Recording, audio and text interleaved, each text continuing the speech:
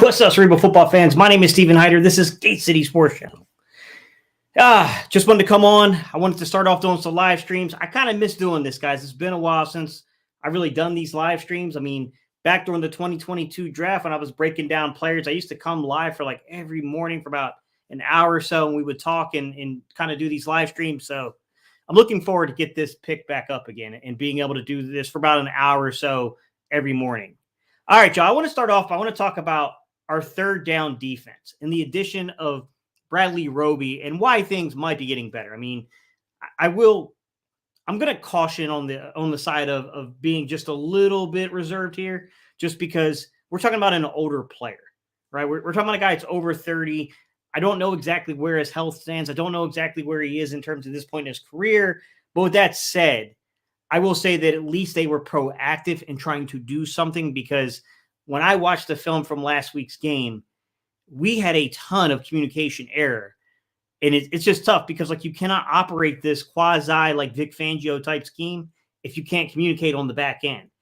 And there was just, you guys don't need to know that much about Vic Fangio's scheme to look at a zone system and see, man, there really shouldn't be a guy like 3 or 4 yards wide open. Like that should never be a thing in any system or any scheme. Something's clearly going on here.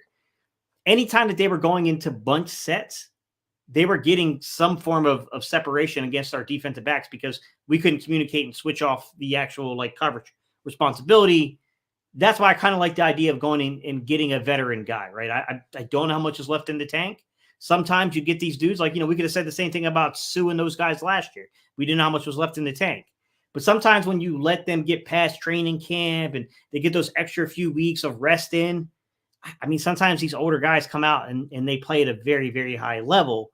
And I think that's what they're trying to duplicate here in the secondary this time with Bradley Roby. Now I want to start off by saying this kind of stinks because, once again, we're being put into this position because a really good player, and I'm not here to throw shade at Avonte Maddox. He is a really, really good player, but, man, he's just not healthy enough.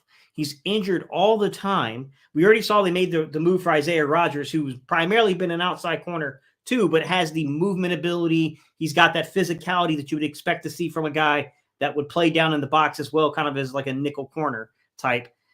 We already see that, like, we're having issues here with a really talented player that we just cannot keep in the, on the field. Add to it, we had a guy that we thought like gives you all those same traits, those very similar traits, and Zach McPherson, and he also went down. This is a tough situation, and I'm kind of glad that they went out there and they got more of a veteran presence. I heard a lot of guys say, go get a young guy that's unproven, kind of try to try to recreate the Crevon LeBlanc, season. I wasn't in favor of that, man, because we have young guys. We have dudes with upside and potential. We don't have veteran guys that can kind of help us get along until some of these younger guys catch up to speed. So I actually really like the move from that perspective of we're having issues communicating. So what do? You go get a guy who is familiar, right? You go get a guy who's got some years in the league. Now, he doesn't know our scheme yet. He doesn't know our system 100%. But I trust a veteran player to have been around the league long enough to kind of get like, okay, like this isn't exactly what I've done, but there's some things here I'm familiar with and I can catch up to speed a lot faster. So we have to. I mean, we have got to get better on third down. I'm going to run you. I ran some numbers for you guys before I came on. I want to tell you guys a little bit about some of the concerns behind everything that's happening, right? Third down production over the 4 games we've had, okay, our defense is 24 of 52, allowing a 46.15%, basically conversion rate on third down. Now, I will say this. I thought it was bad off cuff. I thought it was much worse than this. But this still isn't a good figure, guys. I mean, that's 25th. It's 25th in the league. Now, this is what is so difficult about judging our secondary, because I see the conversations that take place on Twitter and people calling our secondary trash. I tend to disagree.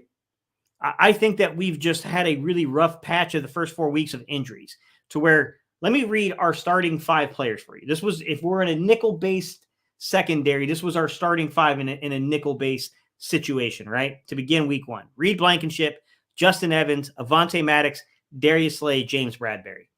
Out of the 5 names I've just read to you, only one of those guys has played every single game, who started every game. It's Darius Slay. Reed Blankenship missed a game. Justin Evans just missed a game. Avonte Maddox has missed a couple of games now and is probably down for the season, right? James Bradbury missed a game due to a concussion. Darius Slay's been the only guy that we've had who's been healthy. So, like, I think there's some nuance to this. There's some difficulty in the evaluation right now. Like, when you try to make these evaluations, when you're trying to make these analysis, you do have to leave yourself a little wiggle room here because injuries are a concern here. Then you get to, like, okay, even our reserve roles, guys in reserve roles for us in the secondary, right? Terrell Edmunds has been healthy, right? But he's a limited player. I think Terrell Edmunds is a really good role player for the Eagles, but I don't think ideally they want Terrell Edmunds to be a down for down starting caliber safety within this defense. I don't think that's how they envision his role. Sidney Brown, young, really good player, very athletic. I thought he showed a lot in that Tampa Bay game, but then he went down and missed the last game, right? Josh Jobe, to Josh Jobe's credit, he's been healthy. And I know people are really down on Josh Jobe. I do think that he is struggling to understand some of the nuances of the defense, especially when we're in zone. I think that's why when you look at man coverage rates for the Philadelphia Eagles, Josh Jobe has the most snaps in man coverage because don't make a young guy think too much. Just allow his athleticism to play to it, and you walk him through. There's no way in any game circumstance when you're coaching it, you want an outside leverage player to be inside leverage on a wide receiver on a goal-to-go situation. Like, clearly that was a lapse in judgment, a lapse in understanding the coverage responsibility there. But you get what I'm saying? Like, normally when you have young guys like that, you want them to play a lot of man coverage snaps. So we'll see kind of how that works out as it keeps maturing, as the season keeps kind of going, if you will. Past that, guys, Mario Goodrich got in for a few snaps when Avonte Maddox went down in week 2. They didn't feel comfortable with him. I mean, I really didn't think they gave Mario Goodrich a lot of opportunity to be fair about the situation. But at the same time, it's kind of like, I don't know what's happening in practice, and he's clearly not doing enough to instill confidence in practice to put him in the games, right? And mind you, I'm not some Mario Goodrich hater, guys. I knew who this guy was a long time ago. You guys remember when I made that video of the best fits for Gannon's scheme inside of the 22 draft? And a lot of you guys were like, Gate, how did you come on Mario Goodrich? How did you see that connection? I told you what I saw on film from him. So I'm definitely not a Mario Goodrich hater, but something's going on for the coaching staff not to trust it, right? Eli Ricks has had one coverage snap. It was in man coverage as well. So you got these young guys. They're trying to mix them up in man coverage. I just don't think that they trust that they know where to be yet in terms of those when you're dropping into zones. Tristan McCollum was a call-up last week. Off the practice squad, they're calling up Tristan McCollum because they were just literally that short on players. And then, of course, now we're bringing in Bradley Roby onto the practice squad, who I'm going to take a wild guess that once they get Bradley Roby cut up to speed, he's probably going to be shifted to the active roster if there's anything left. And I'm being cautious here, guys. Like, I'm not trying to overstate this guy's importance to the defense because I don't know where he's at until we get him on the field. I got to see this, young man on the field playing before I get, I start feeling confident about what we have here. But what we do have is we got Sidney Brown, who can play as a nickel corner if we need him to. Justin Evans did it in New Orleans last year when they needed him to. And then now you got Bradley Roby, who also played nickel corner when they needed him to in New Orleans last year. So what you do have here is a mixing and a matching of guys that maybe you can kind of blend in that youth along with some of the more veteran, leadership, the veteran, characteristics that we're looking for in terms of being able to match up in zone. So I'm hoping, guys, I am hopeful that Bradley Roby is going to help us turn that 24-52 figure, that 46% conversion rate we're giving up currently that ranks us 25th, and turn that on its head and kind of help us out a little bit, because I dug deep, guys. I went deep into the analytics of the play here, and I got concerns, man. I got some third down defensive numbers I'm going to bring up to you, but let me get to some comments real quick, and I'm going to dive into what I have here in terms of the deeper analytics on our play on third down. What's up, 5-star FSG? I appreciate you, bro. So what's up, Gay City? How can we fix this defense? I'll be honest with you, 5-star. I thought that there were periods of the game where you are in a situation to where you're only up one score, where we should have been more aggressive defensively. And I'm not throwing shade at Sean Desai because I think, given the circumstances, I think Desai has done an incredible job given the nature of how many injuries have occurred in our secondary. I just really disagreed with the way that he managed the end of the game last week. I thought that that's not the time where you play passive zone. I thought that was the time that you challenge because of the situation. Now, if we're up 2 scores, I certainly understand what he's trying to do. You're going to exchange clock for yardage, no doubt about it. But 5-star, I mean, that would be the big thing I disagreed with from the coaching staff perspective last week. James J30T, what's good, man? He said, what needs to happen to improve this pass defense? I think to some extent, James, we've got to work on communication. I know that some of you guys I've talked to before, so I know some of you guys played in the secondary when you guys were playing ball. I know you guys see this. I know you guys see that these dudes can't communicate. They're not very good versus stacked releases. They're not. We've got to get better there. James said, Bradley Roby, my bad. Hopefully he will help. Me too, man. Me too. Dave, what's good, man? He said, love your show, brother. Keep up the hard work. Hey, man, I appreciate the support, man. Alejandro, what's good, man? He said, not sure a lot about Bradley Roby. What do you rate him? Veteran. He's a veteran guy that once upon a time was considered to be a very good football player. He's coming off of a somewhat statistically down year last year. But, I mean, look, we need guys that understand coverage principles and are not going to overthink things and just know where they're supposed to be. And I think that's where he helps out. Now, Alejandro, where I think you can get into some trouble with a guy like this is I don't know the athleticism. I don't know where he stands at 31 years old, where the athleticism currently is. I mean, won't know until we get him on the field. You know what I mean? Unspoken, what's good, man? How you doing? He said, are we ever going to move our corners up on coverage?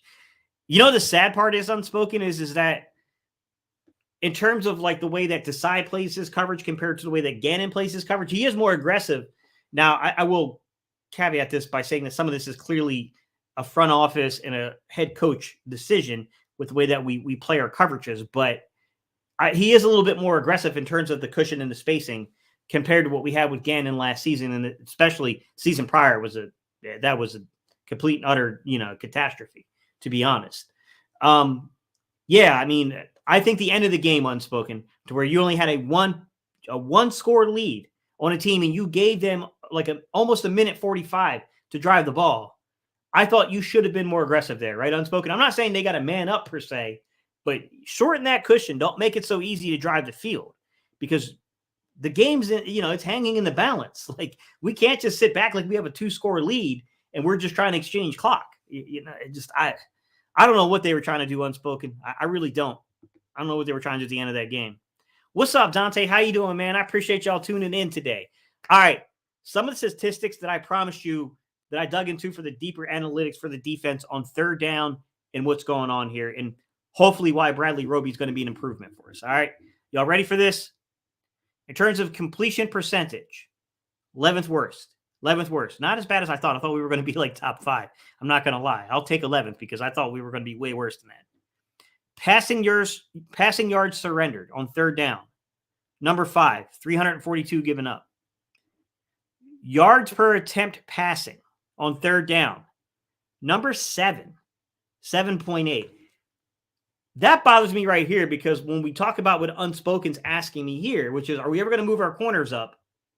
You move your corners off. You're playing off in your coverage, right? So that way everything stays in front of you and you're hoping for these little checkdowns. But when we are 7th in terms of the yards per attempt passing, one of two things going on here. They're either still stacking and getting on top of the corners, or we're not making the play underneath because yards per average is not necessarily your air yards per se. You know what I mean? So there could be some nuance to that statistic, but one of those two things is happening. Either tackles aren't being made, guys aren't taking good pursuit angles, and these dudes are moving up that average, or these dudes are still getting on top of our corners, even though they're playing off, which is still not good when you're ranking in, the top 10 in that percentage with the soft zones that we play. Number 7 in yards per play given up, 7.08. Okay. We give up a lot of yards. No matter how far we're playing off, the yards per attempts are up. It's not good, and we're allowing an easy completion rate. Guys are just easily completing the ball on us all day long. And I want to give you some numbers here. What is the average yards to go on third down for this defense? Okay, it's 7.15. All right. I didn't track exactly where that ranked in terms of the NFL, because all that told me is that on average, on third down, we're getting teams into 3rd and 7. Okay, you can look at this in one positive note. If the average yards we give up is 7.08, we're on the right side of that, right? We didn't barely on the right side of that, but we didn't give that up as much.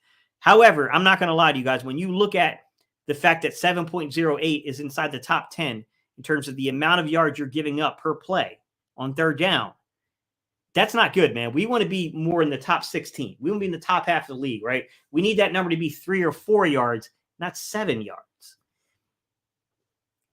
I'm almost given up on the whole aggression speech, trying to get our guys to play more aggressive in terms of the coaching staff allowing our players, I should point out, to play more aggressive. But like when I dig into the advanced analytics, this is what I'm seeing. An average distance of 7 yards. We're giving up 7 yards pretty much, right? We're giving up basically in terms of a completion percentage, 64% on third down completion rate. Okay.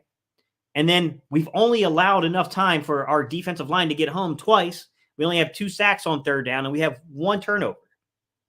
It's out of whack, in my opinion. When you look at the advanced analytics, it's not in unison. It's not in harmony. I know our defensive line can eat. I know that there are some legitimate excuses, right? We have had some pretty big leads on teams, and we know that this team will exchange clock for points. And there was a couple games like what happened, with New England, where we kind of allowed them to get back in the game, but we kind of knew at any point we could replace our foot back on the throat there. We've had these moments. I do think there are definitely some things we have to be careful about. And we've dealt with injuries. No doubt about it. In the secondary, there's some complexity. I get it.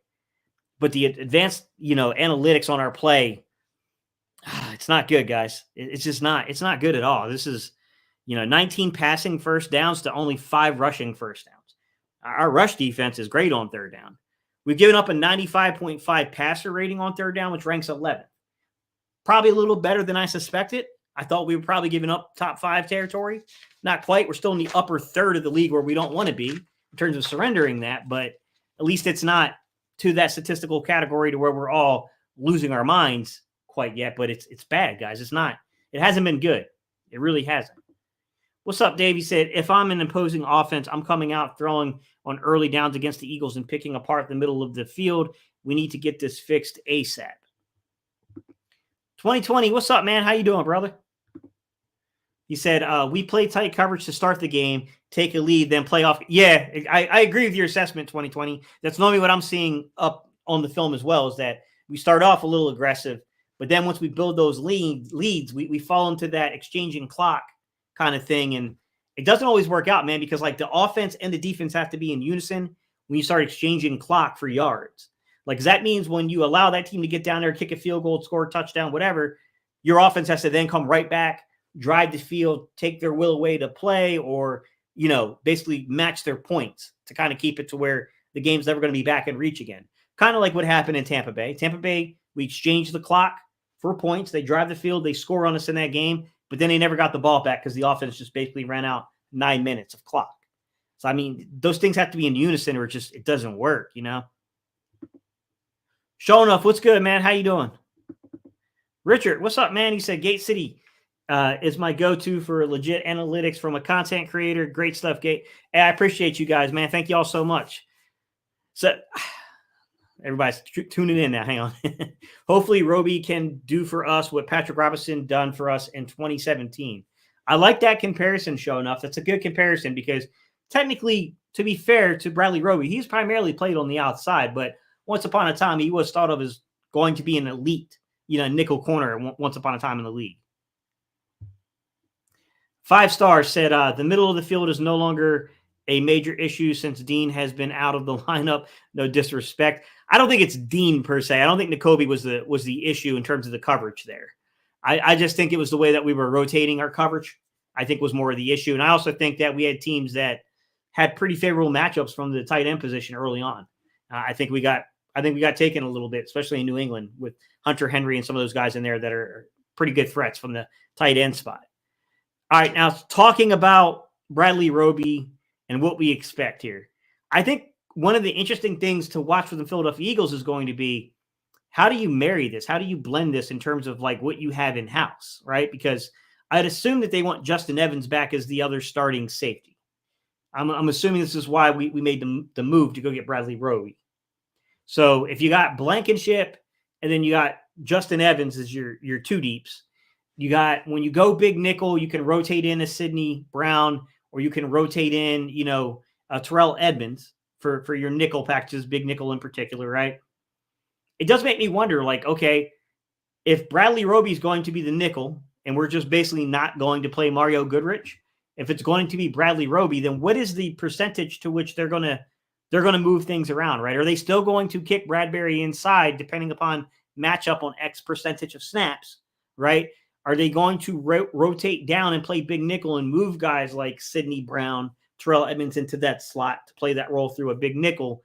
And like, how often are they going to get a guy like, Bradley Roby involved on the field? Because he's got to catch up to speed too. That's the other side of it, right? Like, he's got to catch up to speed. 5-star said, so would you start Dean once he is ready to go? I think it depends upon the nature of the injury, 5-star. I know it was a foot injury. I don't know if he ended up having something around a Liz Frank, not a full Liz Frank, not a full fracture in the top bone of the foot. But I did hear there could have been a sprain or something going on there. And I'm here to tell you, I've had a Liz Frank injury before. That's really tricky. And if it's a Liz Frank, I would be very cautious about the way I worked him back in to rotation, just because that injury plays tricks on your mind. I don't know how to explain it, 5-star, other than say that, like, you'll just be running with a Liz Frank and there's nothing wrong with your foot, but psychosomatic, something happens in your mind to where you lose all power in your leg and in your foot, and you'll just go to the ground. I don't know the nature of that injury. I do know that Nakobe Dean, for the snaps that we watched in the first game against the run, that dude was different. He was really good in run support, way better than I expected a dude of his stature and size to be, but he's a quick read react guy. Now, I mean, the answer for me, 5-star, is there'll probably be some sort of rotation. You're going to see some type of rotation, I would think, between Morrow, Dean, Cunningham. And I think that guys are going to have to play their way in. I don't think any of these dudes are guaranteed, although I think they'll give some preferential treatment towards Nakobe because of the length of the contract, the fact that he already had the green dot of play calling. So they might give some preference there, but I think there'll be some form of blending it together once he comes back. KC, what's up, man? He says, yo, Gate, I'm the one who won the Hurts jersey. Oh, yo, appreciate that, man. Yeah, that was fun, man. Last year when we were doing all that with the jerseys and everything, the giveaways. I want to do that again. I want to do more trivia-based stuff, KC, to where we do like trivia-based kind of like competitions and then have it to where we can win prizes like jerseys and stuff. Sports King says Reltmans is a disappointment. We need to make the trade for Chin. Got to have willing trade partners, man. It's not easy to pry away difference makers. It's definitely not easy to do that. Benjamin, what's good, man? He said press coverage, no free releases. It was a free release for Commanders until the third quarter. And the fourth, we reverted back to free releases. This is a Coach Sirianni philosophical thing. Yeah, I didn't love the way, like, I definitely understand the exchanging of clock, Benjamin, and I agree with Coach to an extent there about exchanging clock to win games when you have multiple possession leads. You just got to be in unison with the rest of your football team, special teams, the offense. You got to be together to win games that way. But I didn't agree with them, Benjamin, and you guys, you can chime in if you have a difference of opinion there, but I didn't agree when you're only up by a score. There's a minute, and it wasn't quite a minute and 45. I want to say it was like a minute and 43 when they fielded the ball again. That's a lot of time with only a one-score lead to play these passive zones. It just, I did not understand the way they tried to end that game, Benjamin. I felt like, yes, we could have gotten down and tried for the field goal to take that game and leave no clock left. I mean, I definitely think that is legitimate. That probably should have been a coaching point to do that. I don't blame AJ and Hurts for seeing a breakdown in the coverage, seeing kind of the way the defense was playing something and say, oh, they're vulnerable here. We're going to take the points. But like, that's a coaching thing to make sure your players are aware of the game scenario, to be like, hey guys, make sure we get down. Once we get in the field goal range, get down, run clock. I mean, that should have been stressed. It should have been, imparted upon them more than what it probably was, to be honest. 2020 said, Gates, I've been impressed by all our safeties' abilities to make big plays. We could get exposed by better quarterbacks, but right now, I don't feel we need any new additions. Yeah, I thought, despite Terrell Edmunds being a little iffy in terms of coverage, I mean, I thought he showed something on that one play where he got back down around the goal line and ended up jostling the ball through the end zone in that Minnesota game from JJ and got the ball to go out of the end zone. I mean, that was definitely a heads up veteran play, man. I mean, it saved us a little bit there. Benjamin said, how's that sports journal working out? It's doing good, man. It's doing good, guys. Hang on. I'm trying not to take the whole shelf down. For some of y'all that don't know, Benjamin created the Gate City Sports Media Journal. What I like to use this journal for, guys, is it has these sections to where you can do like game notes. So you can do like your game notes, and then you have like a section to actually track the plays and stuff. I like to use it when I'm actually running the all 22 and I'm going back and forth and I'm looking at like the play-by-play to look for what plays I want to break down. It just helps to keep things really organized that way, right? Helps me organize my thoughts about like how much 12 man I'm seeing, how much emotion I'm seeing, stuff like that I can put in the notes section. And then I have that to kind of go back and reference and stuff. I mean, I like it a lot, Benjamin. I appreciate y'all. I really do appreciate it, guys. Benjamin said true. Benjamin said, totally agree. That was the time to be aggressive, especially with a rookie quarterback. I didn't get it, Benjamin. I did not understand what he was trying to do there. It made no sense to me. Like, I mean, they made that guy look like he was like a top 12 quarterback in the league. He's not. He's definitely not. He's got a little moxie to him. I know I'm a little biased because I'm not a UNC guy, but I mean, I hated the way that they approached the end of that game. I did. I thought that they were being entirely too passive. They were allowing entirely too much cushion in a game type situation where you could get beat on a 2-point conversion in that game. Benjamin, I really wish I really hope, I should say, I hope that got put on the film. Sirianni, Desai, these guys are looking down at this going, this cannot be repeated. And this is a better team with a coach who's more willing to take his shot right then and there on the road. That could have gone the wrong way. We could have definitely been on the other side of it. We could have come up on the wrong end here. Antonio, what's good, buddy? Says, yo, where you been? I've been producing some videos here and there, man, but I've had I was watching the game Sunday, Antonio, just a funny moment here. And I can't remember what play it was, but I jumped up, and I was like screaming at the TV and stuff. Well, when I jumped up, I ended up pinching my sciatic nerve in my back. So yeah, it's been an adventure the first few days of the week here, Antonio. I've been dealing with that, sir. That's not fun once you pinch that nerve. It took me a couple of days to even be able to breathe when I was walking. Age is catching up to me, Antonio. I'm getting older, man. It's catching up to me finally. Benjamin Moore said coaching philosophy. Yeah, I think some of this absolutely has to do with Nick Sirianni, but I also wouldn't be shocked if this isn't an analytics front office thing too. I wouldn't be shocked if those two things aren't going hand in hand, Benjamin, is that if they don't have both of those things kind of coming together and marrying it. I mean, obviously they weren't going to hire a head coach that differed with their philosophy. So clearly Nick must agree to their philosophy, but I guess this is where it gets tough, Benjamin, right? Because I guess you could say, well, they're not going to hire a defensive coordinator that doesn't necessarily agree with it either. So yeah, it's kind of tough, man. It's a tough situation. I hope that we got smart guys. The front office has got brilliant guys. Our analytics department has brilliant guys. We got really smart coaches. We got good, solid veteran leadership on this football team.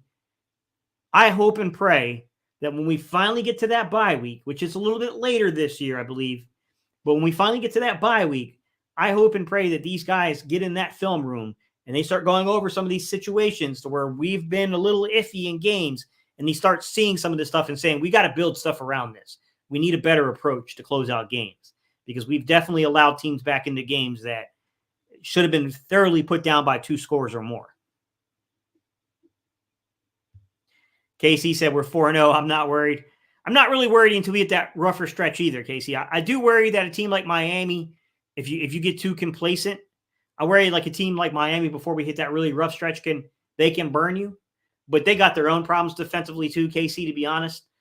They're going through their own struggles, especially with their secondary as well. A lot of the deeper analytics I was reading, a few minutes ago, the team that's right there with us and pretty much every one of those is Miami. So, Antonio said, "Oh snap, that nerve ain't no joke, man." Antonio, I've been through some painful things. That hurt, man. I ain't gonna lie. that was hurting. Like, you can't sit down, you can't stand up. It hurts to walk. Like it took it out of me, man. I was hurting. What's up, Dave? Eagles champ 34. Eagles versus Rams. You think we can beat them by more than 4 points? I think they're a tough team. I'm going to be honest, Dave. I think sometimes people will get caught up in the way that things played out the season prior with teams. And I think the Rams are a unique football team right now. I don't think they're overly talented. I think we're clearly the more talented group. But I think they play solid fundamental defense behind a star in Aaron Donald. And I was pretty impressed with what I saw on film from them. They're a tougher challenge than I think a lot of people realize. That's a quality football team. I think Tampa Bay was a quality team that we put down. I'm hoping we take this game as well really seriously. We realize once we run that film, Nick and these guys go, hey, we can't play around with this team. And they give us that type of Tampa Bay effort we got. Because, that was an impressive win for the Eagles on the road in Tampa Bay, the way we put down that team who bounced back and went 3-1. They're 3-1 too. So, I mean, you know what I mean? Like, we definitely got to stretch against a couple of pretty good teams, I think, that maybe aren't, they're not Buffalo, they're not Kansas City, they're not Dallas, they don't have those San Francisco, they don't have the names, but they're good. I mean, these are solid football teams. Fernie, what's good, man? Is it Gates? Do you think that everyone is so into 49ers in Dallas that they're ignoring the Eagles? Yeah, I honestly, I would say that the Rams and Eagles game is going to be a good one.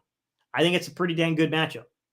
I think that anytime that you have to travel west, it's tough. It's not an easy game for an East Coast team. Just like for West Coast teams traveling, east, it's not an easy game. It's not. I think sometimes, though, you get lucky. I think having the game later in the day is probably a little bit of an advantage for the Eagles than earlier in the day. But, it's definitely tough. It's going to be a tougher game than I think a lot of people realize. Let them ignore us as we getting better and better. Yeah, I hope so too. That's what I love about this is that everyone's, we're barely beating teams. We're barely beating teams. They're not that good. They're not that good. And it's like, I mean, should we just go back and research Twitter and old videos from last year and just show these exact statements until it was too late for people to realize that, they're a really good football team. They're stacked. They're talented, and the league's in trouble. What I hope happens, my hope is they don't get it together. They don't figure this stuff out. And by the time it dawns on them what's happening, they're halfway through a 2000 to 2004 run that we had early on in Andy's tenure, to where now you got Nick and you got Jalen and you got a new formation of a defense behind them and this young group coming up behind them, that by the time they figure out what's happening, it's entirely too late. And the NFC is just going to be ours for a few years. Then we just got to capitalize. We can't have the same outcome that we had in the early 2000s. We need to capitalize. But I think there's a possibility that we might witness that type of run again, guys. I'm pretty hopeful that's what we're witnessing. Benjamin said, I think we'll be good. I fully support the organization, but you know how we hang on every play and embrace this team. Yeah. Oh, yeah. It's going to be an up and down year. I mean, because expectations are really high. I think last year, a lot of people may have allowed some things to go by the wayside. And even to some extent, I would say, Benjamin, they remember things with rose-colored glasses. And they don't really fully remember when we struggled at times last year.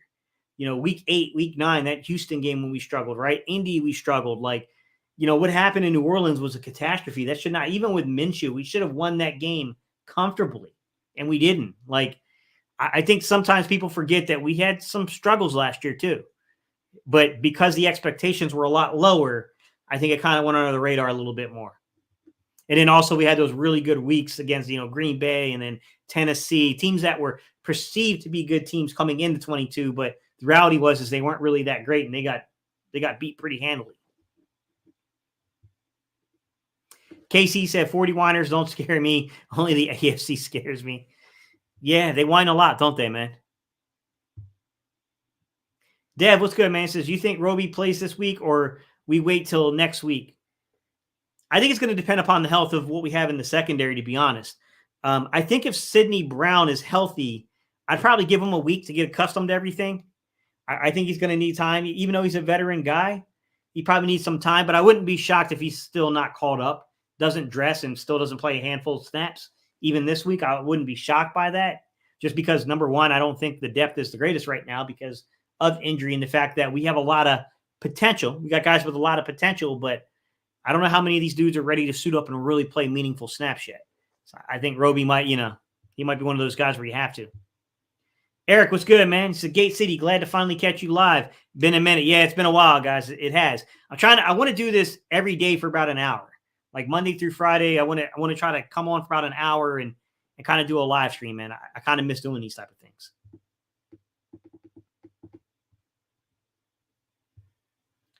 Gate, other content creators, and they all say the same things. This week it was Josh Jobe and made me rewatch the game, and he played bump and run the entire game except that touchdown play, 3 catches, 37 yards. Yeah, he's playing a lot of man coverage. I think he's our highest utilization. I want to say like 31%, something like that, Antonio. He's definitely played the most, but you kind of expect that from the body frame he has, what he is as a player, and the fact that he's young. Like, I just think it's easier to match up somebody athletically and to play them to try to go through. You remember I used to always get on, Antonio, you remember when Sidney Brown was here? I used to always get on Sidney Jones was here, my bad. When Sidney Jones was here, I used to always get on Sidney Jones, and I used to say, if Sidney's stinking, Sidney's stinking. And I think that's true of a lot of younger guys. You don't want them thinking too much in zone coverage. I used to hate it because in 2021, in order to avoid the problem of overthinking plays, they just spot dropped. Remember they kept spot dropping us? I hated that because then it's like, okay, we know exactly, if we watch enough film on you, we know exactly where your spot drops are. Just beat the spots. Find the void. Antonio, yeah, I agree with you. People they're quick. They're very quick to judgment sometimes. I agree. Antonio says, I think he is developing thoughts. Yeah, Josh Jobe, he's young, man. He's young. He's a very, very young player.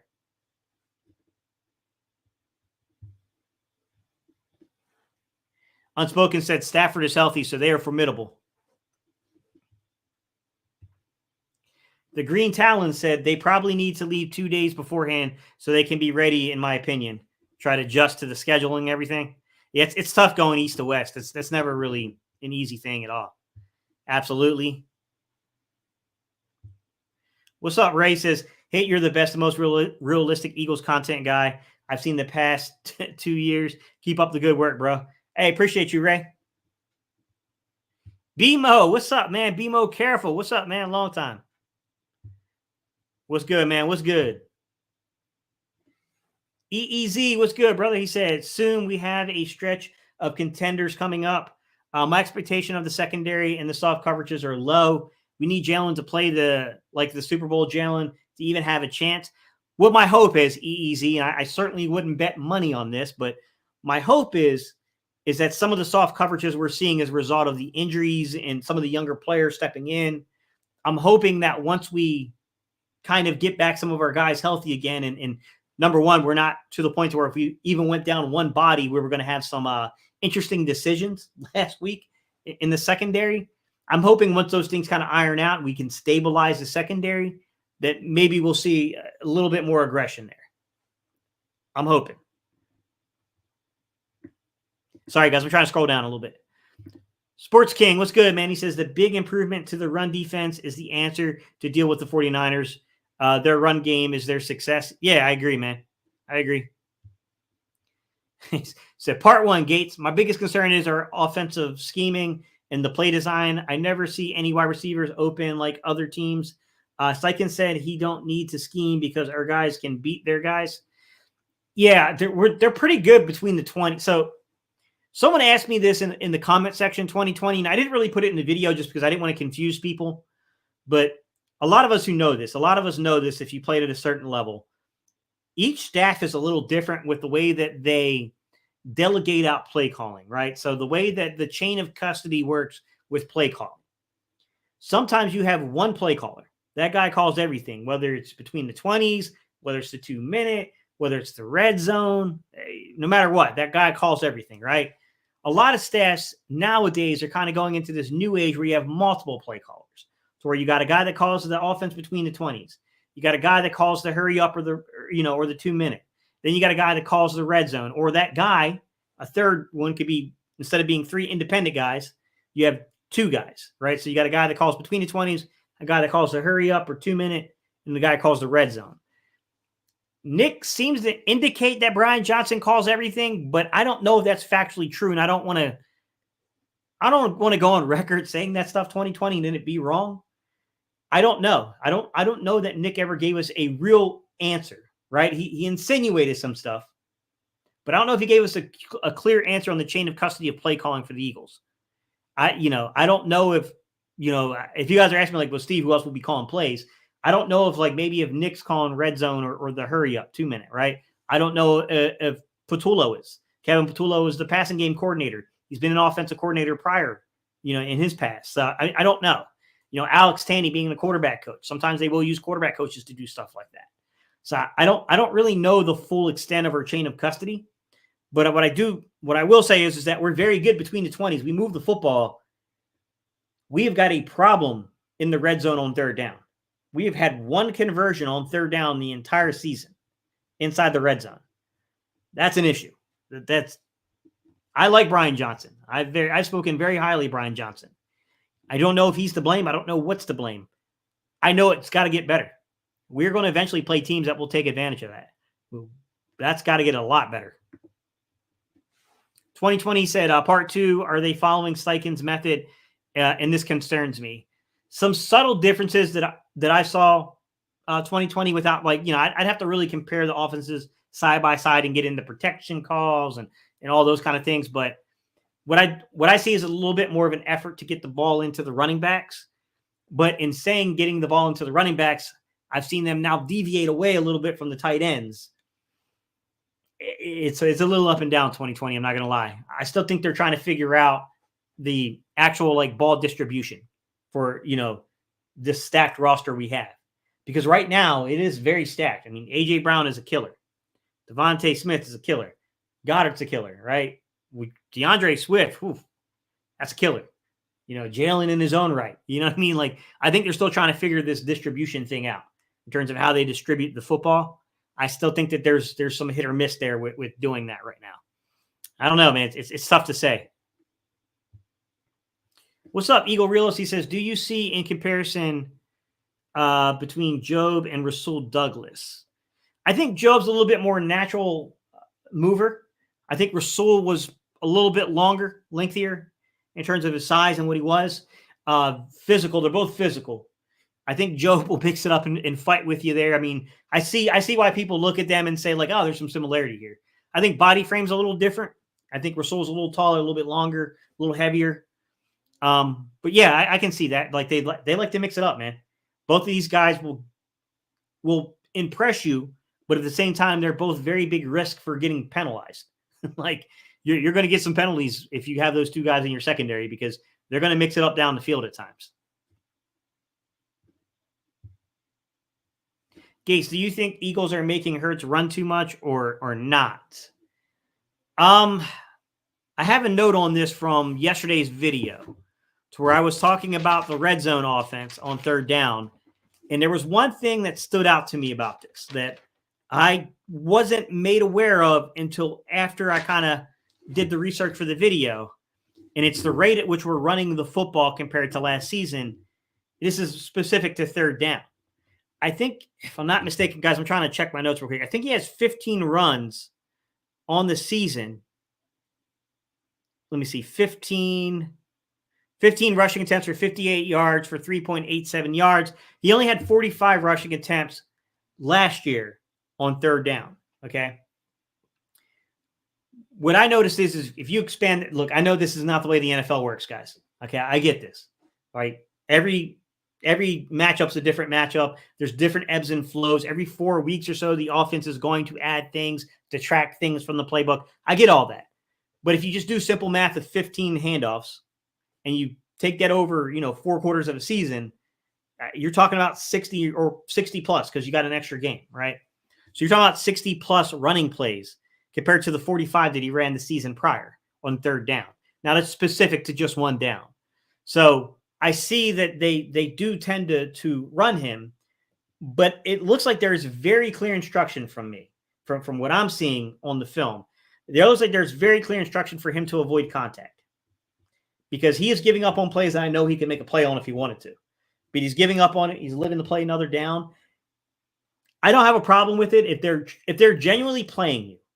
If they're crashing down, they're generally playing the play correctly. I have no problem with what Jalen's doing and saying, like, I'm going to play another down. I know that if we really need this, and we've seen this on third down conversions where he's run 3rd and 5s and he's picked them up and gone through contact. We know it's still there. Last week, he broke some dude's ankles in the open field. So, I mean, it's still there. I know Jalen can do it. But there definitely seems to be a concerted effort for him to avoid contact this year. Now, I think the question that has to be asked is, how long does that happen for?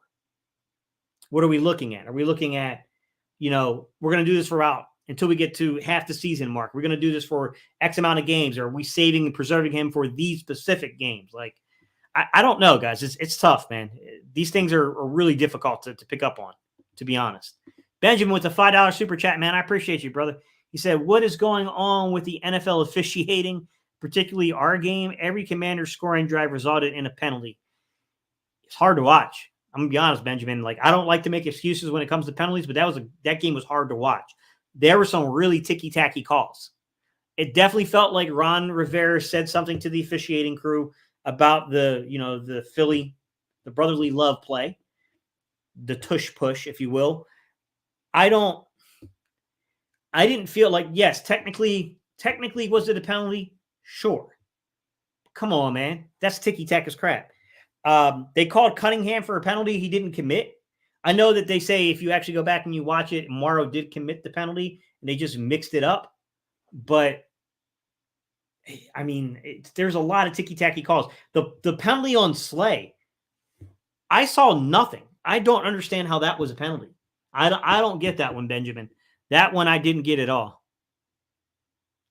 Yeah, there's definitely some stuff, man. Eric, my guy Eric said, Gate, how do you like the D under Desai opposed to how Gannon ran it? Do you notice a difference? What immediately stands out? Gannon used a lot of 5-man fronts that were just basically from the defensive line in terms of his 5-man blitz packages. Desai is a little bit more willing to bring stuff from multiple angles in terms of his blitz packages. Now, I will say that I don't think that he's blitzing any more than what Gannon did, but I think he's more creative in the way that he brings his pressures. We see him. I made a video where I was talking about the way they were playing the linebackers off the interior defensive linemen, and I said, expect these linebackers to come in on blitzes, and they have. Like, Nicholas Marv just had a huge game. I see more creativity there. He brings guys from depth in the secondary on blitzes. Like, I see some things that I didn't see as much from Gannon. He did it a few times. There was the one play where he brought Avante. Avante missed the sack, and we ended up giving up a big play, but it was a big hit last year. But, I mean, we didn't see the same consistency that we're seeing from Desai when it comes to bringing those pressures like this. The way his pressure schemes are a lot different. They are. And he likes to play a lot of 4-eye. So he'll bring his nose, and it's almost like an eagle front to where he'll run his nose and he's got 2 4-eyes. So, like, he likes to play his fronts slightly different from what I saw from Gannon. But, I mean, it helps having what we have, man. Like, that interior defensive line it's a handful. What's up with those offensive plays?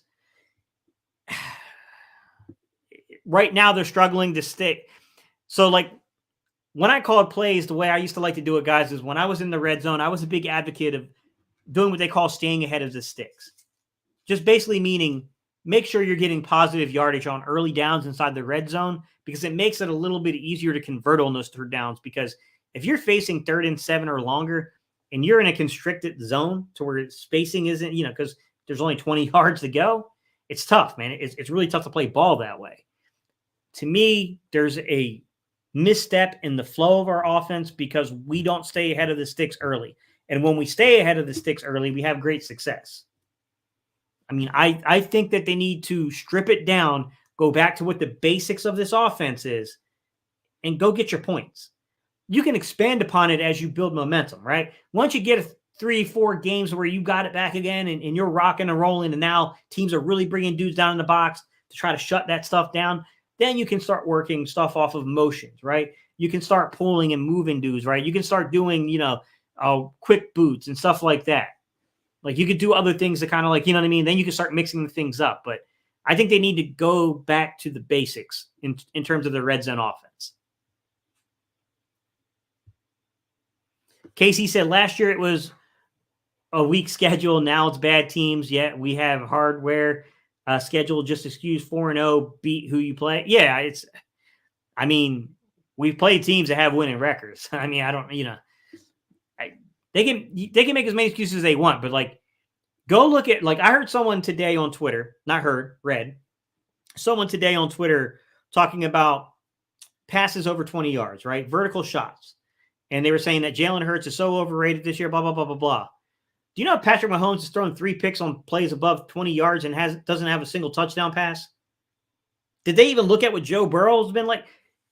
Has it not occurred to them that just maybe, because of the success over the past 2 to 3 years from guys like Burrow, guys like Mahomes, guys like Jalen, these teams with these particular types of quarterbacks, they're now making sure they keep coverage over the top. So if you don't play on schedule, if you don't take what the defense is giving you, and you keep trying to push that big play rate, and you keep trying to get over top, it's going to affect your passing numbers. It's got nothing to do with the talent of the player. It's not like the player just suddenly doesn't have the talent anymore. These are all young guys. The talent's still there. Defenses are playing them a lot different, and they're just refusing to get beat that way. EZ said, I wish we had Bieniemy as an OC. He outcoached this Fangio scheme in the Super Bowl and outcoached it again last week with a horrible O-line. I think Johnson can be good in the future, but we lack experience now.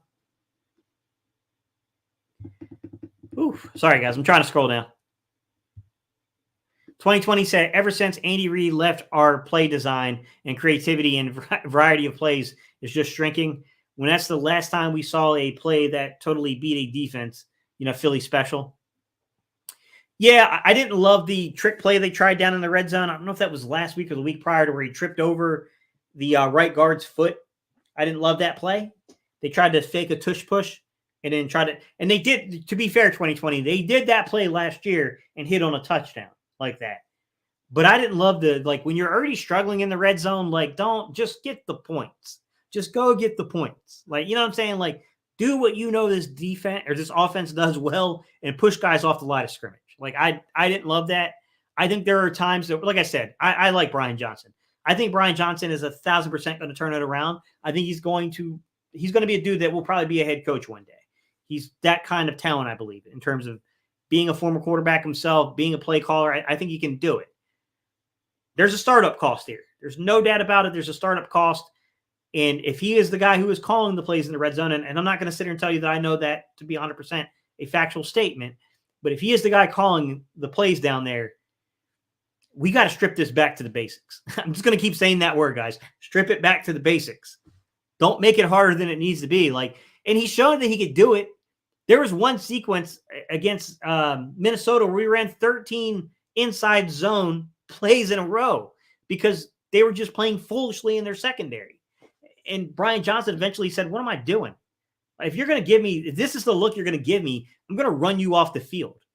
I know he can do it. It's like, dude, stop trying to prove yourself. There's no one you need to prove yourself to.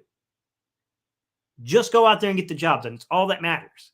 I don't care about the passing stats. I don't care about any of that stuff. I care that when they look at the end of the year, when they take a look at red zone offense, if we are in one of the top 5 teams in terms of red zone offense, we probably got a good shot at returning to at least the NFC Championship and probably the Super Bowl. To me, that's the, you know what I'm saying? They got to get back to that place again. The Green Town said, in last week's game, Washington controlled Davis and Carter. They laid the blueprint to stop them. Hopefully they see this on film because other teams will do that to them. You think they are back? I think they got away with a couple of calls, to be honest, Green Talons. There was one play in particular to where Jalen Carter spun on the left guard there. And I got to be honest, man, it looked like he tackled him down to the ground to me. Like, I don't see how that wasn't called in the game. I thought they let him play it a little too much along the line of scrimmage. Now, you could say that maybe their refs are going to be a little bit more hesitant on the whistle because of the matchup and just how talented the Eagles are. And maybe they won't be as inclined to call things. I will have to see how that plays out. You know, Green Towns, I can't say, but I definitely think they missed a few calls there along the line of scrimmage to where they were getting away with some stuff, man. They were getting away with some stuff, and be real. Dustin, what's good, man? He said, dude, your breakdowns are awesome. Your football knowledge is appreciated. Thank you, man. I appreciate that. EEZ said, seeing how we and the Chiefs were officiated last week ticked me off. They'll demonetize me, man. It gave me flashbacks to the evil call in the Super Bowl. Yeah, the officiating was pretty bad. It really was. Dean looks injury prone. Hard to get a beat on him. Yeah, hard to get a feel for what he is. It was such a weird play, James. Like, it's such a weird thing because, like, landing on someone's foot can happen to anybody. But you're right. Like, you just wish that if any player on the field, you wish it wasn't him because, like, it creates this complicated situation. I agree the complications there. We got a really talented player, but we need him to stay on the field. We can score points, but the issue I see coming is like the Kansas City game. High-powered offenses with great scheming versus the Eagles, counting on our guys, beating their guys. If they lock us up for 2 series, we lost. Yeah, I think sometimes they get a little complacent 2020 to where they'll build like this 2-score lead, but it'll be like 14 or 15 points to where the game's not completely out of control yet, right? Or they'll even get a 3-score lead, but it'll be like 17 points, right? So it's a 3-score game, but like they get a little too complacent, leave a little too much time on the clock. Case in point would be New England, to where they got a little too complacent, left a little too much time on the clock, and I felt like kind of really took their foot off the gas. James said, was Chin available? Too bad they soured on Wentz, or they probably draft Chin instead of Hurts. Yeah, well, I don't know if Chin's available, to be honest, James. I can't say if he is or isn't. Yeah, we ain't playing anyone yet. Dallas lost to Arizona, so yes, being 4-0 is a big deal, but who you play, beat who you play. My bad, man. My bad, KC. Chip Kelly plays were just hurry up. You know what was interesting about Chip Kelly, though, KC, when I was doing some research? So when I was looking over, statistical data on the Eagles' offensive performances, because like I started noticing the amount of 400-yard games we were having. So I was looking at 400-yard games mixed in with, game averages of 6 yards per play or greater. And the amount of times that Chip Kelly did that in 13 and 14. If that guy kept his nose out of personnel and just worked on advancing his scheme more, that's a missed opportunity, man. I know you can't make a guy you can't make a dude be humble, but it's a missed opportunity. That offense, behind the numbers on the analytics, man, if he kept himself out of personnel decisions, might have been something there. Benjamin said, absolutely, defense are adjusting. I believe that's what is going on with the red zone. I believe we will fix it. Yeah, start running dudes over is what I want to see them do, Benjamin. Laurie wants us to be a passing team.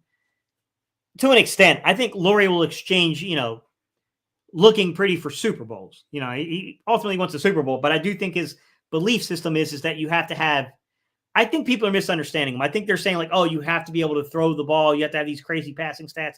I don't think that's exactly what Laurie's saying. I think Laurie's saying you have to have the ability when you need it. You've got to be one of those teams that can absolutely hurt another team.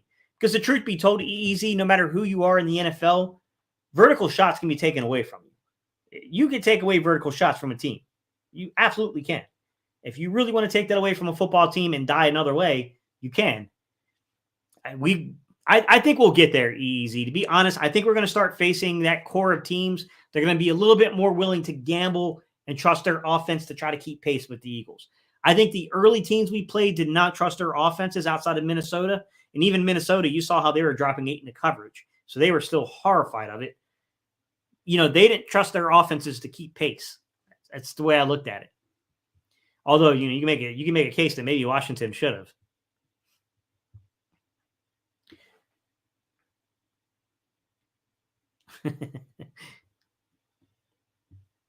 I don't think I think what he was saying is, I think what he meant to say was if Wentz had not fallen apart, we could have ended up with a player like Chin in terms of the secondary. But we still had to draft him. I know they said they had interest, but when's the last time we drafted a safety in the second round, like early 2010s?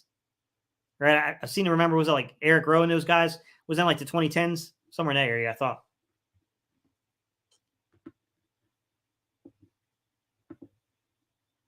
If we do well this year, our coordinators have to stay this year. We need continuity for at least 1 year. That's the hard part, unspoken, is if we win the Super Bowl, it's going to be tough. Going to be real tough. I hope the same thing, that we at least get 2 years out of these guys. But it's tough, man. I think people love our front office, and if our front office is speaking highly of these coaches, you know how they are, man. They're going to steal from us. Gates, if you had to grade this Eagles coaching staff from head coach, offense, and defense, and the special teams coach, what's the grade? Are you just talking about just specifically for the season? On the season, I'd give Nick a B plus, just because I know Nick is capable of an A plus, and I think there's been some situational things that Nick should be handling better in terms of clock management and stuff like that. I think Nick is an A-plus coach, but I don't think he's lived up to it yet on the season. Offensive coordinator, I'd have to say that's a B to a B minus right now, because he's great between the 20s. There's definitely, I saw last week where he was building in hot reads. We finally had freaking outlets that weren't just tunnel screens. That was pretty nice to see. Still, man, red zone. It's got to be better in the red zone. I don't know how you get around that. Desai's the hardest one to grade, to be honest, because Desai, there's so much circumstance. There's so much circumstance of what's going on with Desai. But I did not love the way we ended the game, to be honest. I did not love the way we ended that game. So I would have to say right now, I'd give Desai benefit of the doubt because of personnel, but that's a B minus for me as well. I think there's some personnel issues with Desai right now in terms of like getting guys on the field for him and keeping them on the field. I definitely think that he does some things that are unique, but come on, man, when you're only up a score and there's a minute and like 40 left in the game, you got to walk your coverage up a little bit. That's not time to exchange clock for yards. That's not going to work. It's special teams. You did ask me about special teams. I actually think he's done a pretty dang good job. I think given how much we lost, this might be crazy because I would not have thought this going into the season. I'll give Clay an A. I think given what we lost and how well this unit has played, and we had some moments. We had the fumble that was, fortunately, it was recovered for us early on in the season where, Covey fumbled one, but Covey's playing well. I can't say like an A plus. I probably back it down to an A minus just because I don't love what's happening with the punt game. I don't think either of these guys we've had on the roster are very good as punters, but Elliott is an absolute stud. I think the coverage has been way improved so far. So it's a 4-game sample size. I'm not going to feel comfortable until we get at least halfway into the season and we see how this unit's still doing. But I think Michael Clay has actually been kind of the surprise. I think he's actually been pretty dang good this season. It's tough, but I think he's been pretty good. EEZ said Carter is already playing like an all-pro as a rookie defensive tackle. That's not normal. It's good to size blitzing linebackers to give Carter those one-on-ones. Yeah, that dude's he's a phenom. EEZ, he's going to be something else, bro. He said, Gates, some analysts are saying Hurts has inconsistent footwork on his throws. What's your opinion as a quarterback coach? You're talking about JT O'Sullivan. It's tough, man, because like there's a preference for what footwork should look like. So he's referring to what he calls the heel click, which just means the they call the gap. So your gate between where you throw. And he's coming and clicking those heels close together. They're not always physically touching. That's not when he says heel click. He doesn't mean they're physically touching. He just means the gateway is not correct when he's throwing the ball. But a couple of the plays that I saw that he pointed out, to be fair, the ball was on a rope and it was there. It was a dang good throw.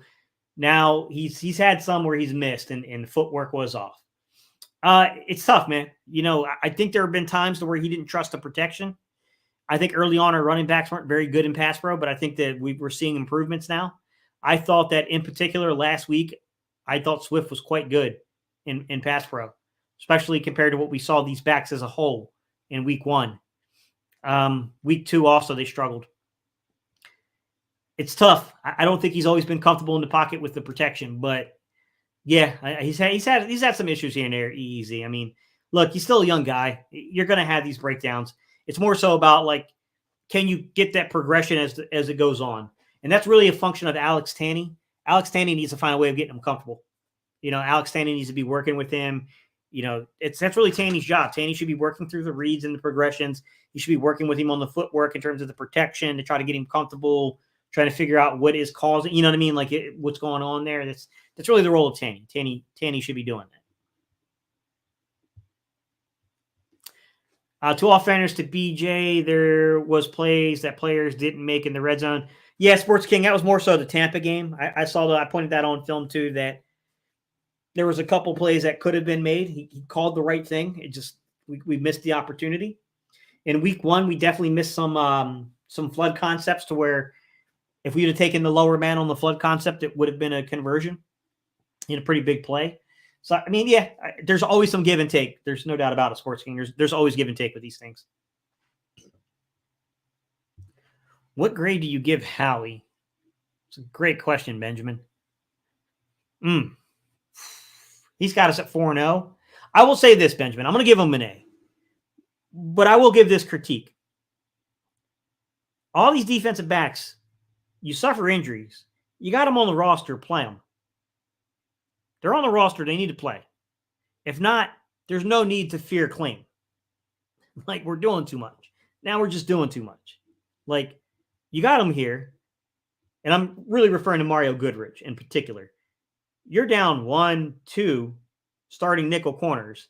This young man played plenty in the preseason there. It's where he's been. I mean, to me, that's the one where, like, I look at the roster construction and I have to ask myself, you kept so many DBs, and yet look at where we are right now trying to resolve the issues. And it's like, I get some of this isn't Howie's fault. Like, I'm sure Howie didn't plan for Zach McPherson, Avonte Maddox. Like, you didn't plan for all these things to happen.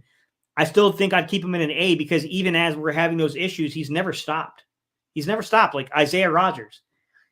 I can't wait for that guy to get cleared. I don't know if it's going to happen this season, but he's a good ball player.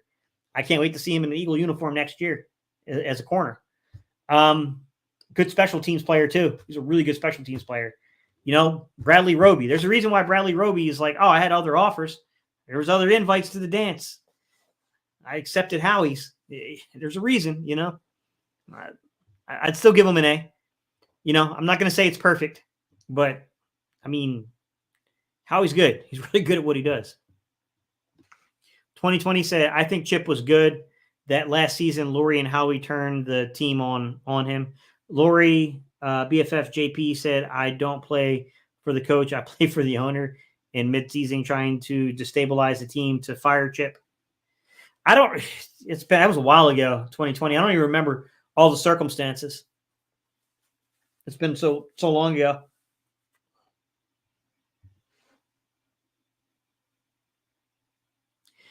That's why I watch this channel, Gay City. You're fair and not worried about your predictions. Just facts. That's all we need. Yeah, I mean, I don't. Unspoken. My least favorite thing to do during the Battle Birds podcast is to try to predict the score because, like, you're asking me to predict 1,000 freaking different circumstances that can happen in a game to come out with an outcome on the score is almost impossible. Like, I hate doing that. I hate picking scores. But yeah, I do my best. Like, I know it's entertaining to pick the scores and to laugh when we're off by 30 points, on the over under. Early take on what Isaiah Rodgers brings to the team. Athleticism. He's very athletic, Eagles realist. This is a incredible athlete. Reminds me in terms of the movement ability of Avonte Maddox. Avonte Maddox is a stupid good athlete. Zach McPherson is a guy you look at his 40 time and you're not impressed until you see his 10 split. Then you see what he did in terms of the shuttle. Then you see what he did, his lateral movement abilities, his vertical. Like, that young man is a very good athlete, Zach McPherson. Isaiah Rodgers he's another one of these dudes. And when I say he's a good special teams player, I'm underselling how good of a player he is, guys. Like, it's going to be interesting to see what they do, right? I mean, I think the young man, Britton Covey, I think has done fairly well. I don't think he's been better than I thought he would be. I was a little concerned early in week one. I didn't think Covey had his best showing week one, but Isaiah Rodgers is special there. That's, Britton Covey's good, solid. I think he's ranked inside the top 10 right now, but Isaiah Rodgers has the potential to be like Vice Sekahema for my older fans. He's got that Vice Sekahema vibe to him, man. Reno Mahe. You guys remember Reno Mahe from way back in the day? Yeah, he's got that type of special teams prowess. He can be that type of player.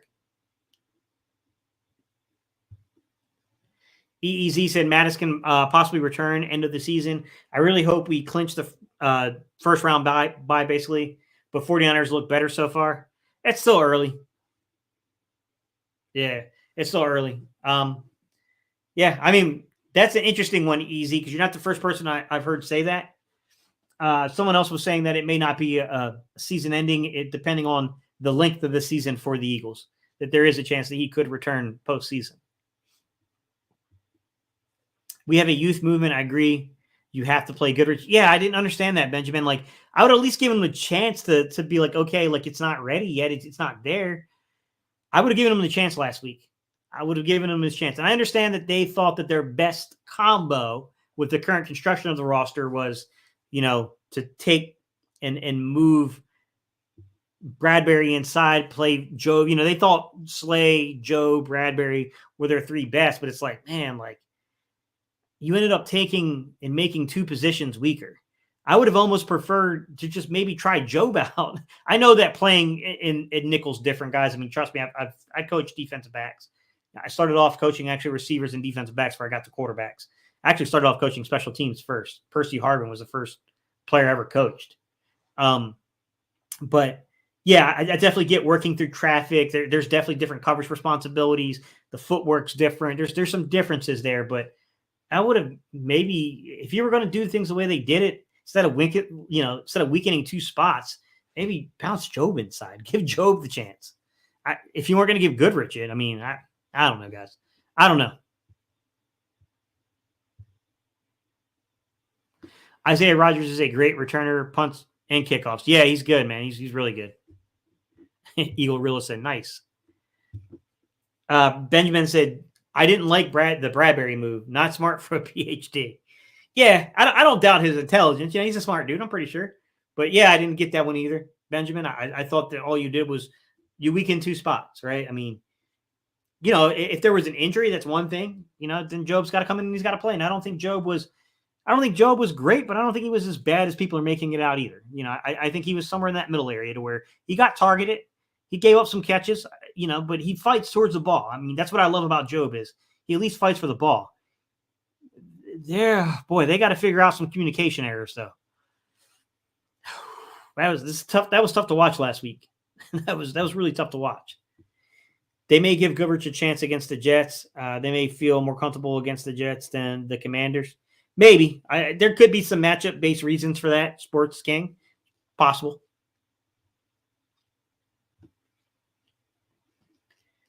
Oof. Gate, your opinion on Zacchaeus' play so far? A wide receiver, I've been hoping he plays Quez on the bench. I'm done with Quez. He's a shifty dude. Shifty guy, 2020. I feel like, when they keep running those freaking bubble and tunnel screens, I feel like Oz would actually be pretty dang good on those. Good blocker. Better blocker than I thought, right? I didn't see that. I didn't think he was that good of a blocker. And then I'm like watching that play with, AJ Brown. I'm like, man, this dude, And he hung in for like 10, 15 yards down the field with blocks, sustaining the block. Like, I mean, that was impressive. The coach version of why they keep playing Quez guys, simply put, it's about spacing on the field. I kind of like Oz, though. I mean, he's not the type of, they're not the same speed. Their speeds are different, but Oz isn't slow. Like Oz isn't like a slow receiver. He's shifty.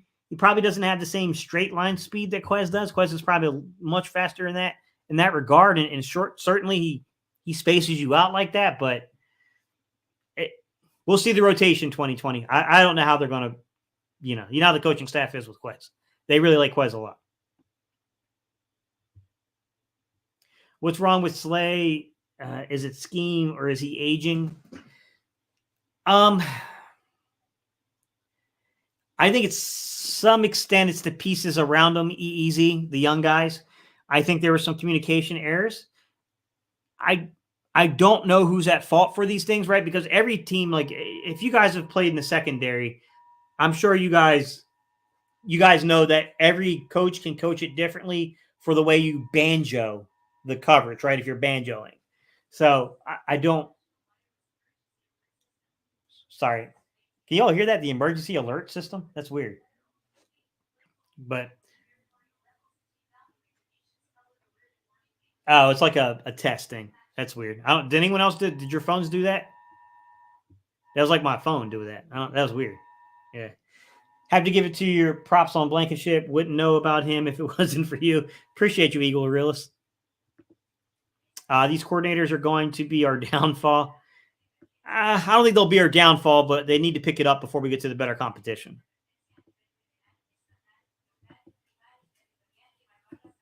I agree with your Jobe assessment. Yeah, I like Jobe, but yeah, communication on the back end wasn't good, man. It's got to get better. He's a guy like these younger guys. I would play them, like I said, I would keep them in man coverage. I think it's a lot to ask guys to do that. You coach Percy Harvin. That's a mic drop pause. He was part of a camp that was being run in Virginia Beach when I was in the service. At the time, I was just coaching Pop Warner ball, and I had a friend that was a part of this camp and asked me if I would come out and help him coach special teams. To be really unspoken, I had never coached special teams before in my life, never played special teams really. So I had to kind of learn on the go. But yeah. Yeah, I told that story before 2020 when it was Jalen and I were talking. I was very first guy that I ever got to coach. Oz needs more touches. Quez can't catch, though. You know, it's funny, Daniel. While Quez has terrible timing for when he drops passes, if you actually look at the drop rate, he's actually been the more consistent player from our receiving group. He just has a horrible time when like all that, like when he times that drop. It's like at the most inopportune time to drop a pass. Benjamin said, yeah, mobile test. Yeah, it just happened to me too. I was like, what is that? I was like, because it was saying like state, federal. So I was like, what? Like, it just happened. Oz blocking is better than I thought it was, and trust to go to him on a key third down after the drop. Love to see it, man. Yeah, Eagles realist. That was a very trusting play of Jalen to, after a drop, to go back on third down and say, no. This ball's going right back to you. And boy, he put that thing on a rope to him. Yep, Quez is done. It's interesting, man, because like I'm lukewarm when it comes to Quez. Like I don't hate the guy or anything like that, but I definitely being a content creator, you get to see a lot of perspectives from people, and that's a very much a player that people are on one side or the other on.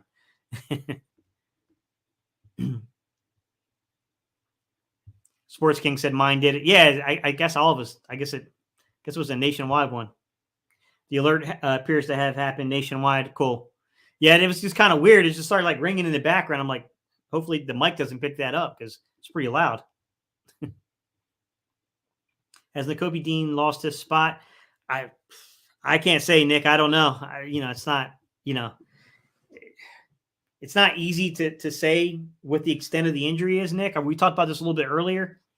When you're dealing with a foot injury that isn't classified as a Liz Frank, because there's, Liz Frank normally indicates a fracture in the top bone of the foot.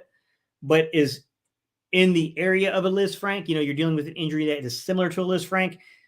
I've had that injury before. They are really, really difficult to predict.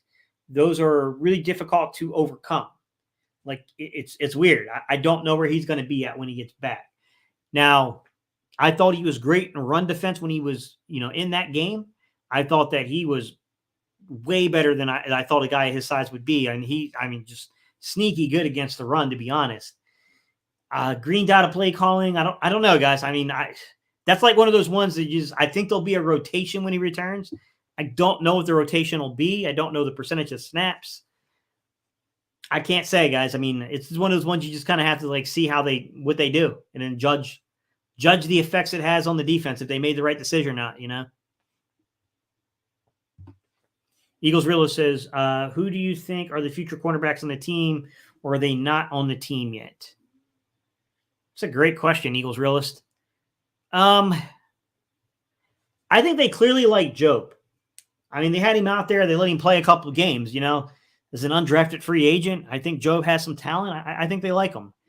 I would love to see the end of the year when, hopefully we're already clinched the number 1 seed. That's what I'm hoping for. And we have nothing to play for in that final game of the year. I would love to see a guy like Eli Ricks get out there and play on the outside and just kind of see how that works out, see how those dudes play together. Chances are that if you take the precautionary step, that you probably got one guy on the roster that'll end up being one of the answers, and probably another guy that'll be at it later on, whether via the draft or whatnot. It's hard to say, guys, when it comes to defense backfield.